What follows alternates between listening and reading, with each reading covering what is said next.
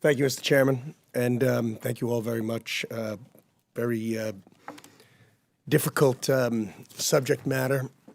What shouldn't be difficult is understanding what the problem is and how to address it.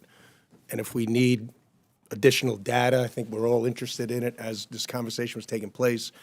I was just looking at different trends from 22 to 23, and we can blame it on COVID, but every piece of data I see is that smash and grabs, carjackings, assaults were up in 2023 versus 2022, with some exceptions.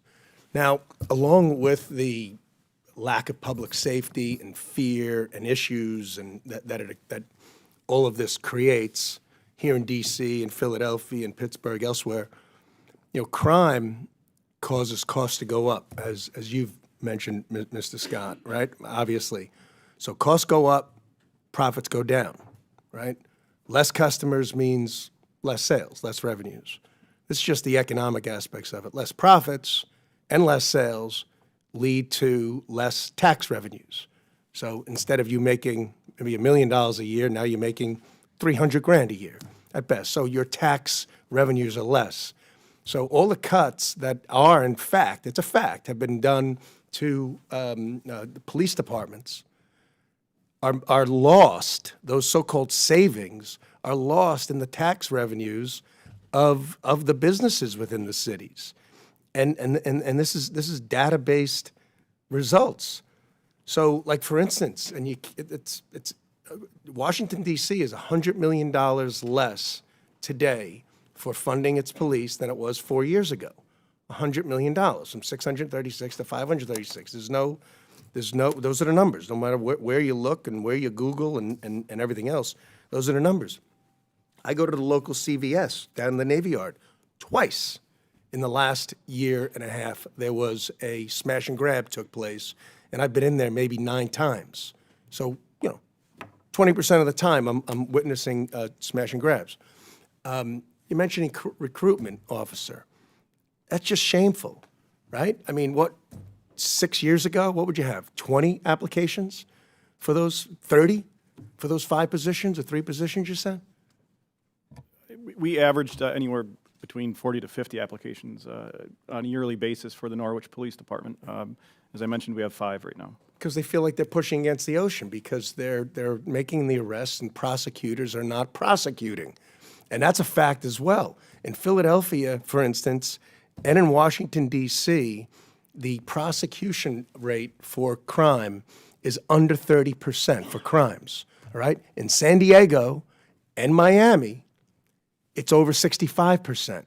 And guess what? The crime in those cities is 1/10 that of similar-sized cities like Philadelphia. 1/10. So there are answers to this.